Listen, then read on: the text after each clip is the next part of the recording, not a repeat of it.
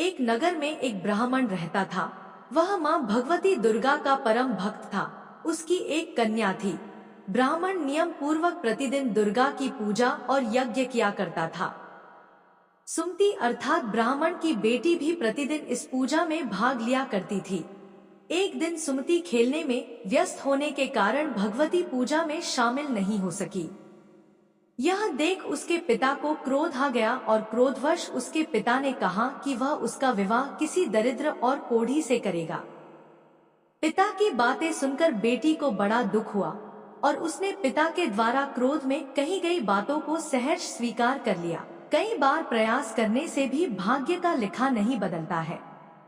अपनी बात के अनुसार उसके पिता ने अपनी कन्या का विवाह एक कोढ़ी के साथ कर दिया।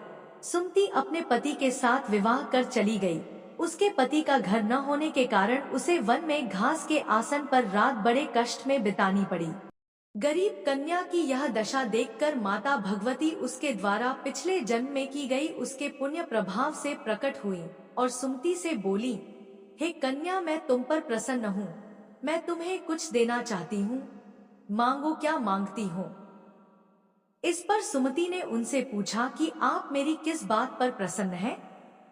कन्या की यह बात सुनकर देवी कहने लगी, मैं तुम पर पूर्व जन्म के तुम्हारे पुण्य के प्रभाव से प्रसन्न हूँ।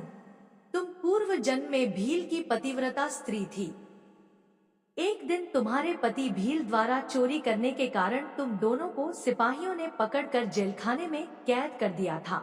उन लोगों ने तुम्हें और तुम्हारे पति को भोजन भी नहीं दिया था। इस प्रकार नवरात्र के दिनों में तुमने न तो कुछ खाया और न ही जल पिया, इसलिए 9 दिन तक नवरात्र व्रत का फल तुम्हें प्राप्त हुआ।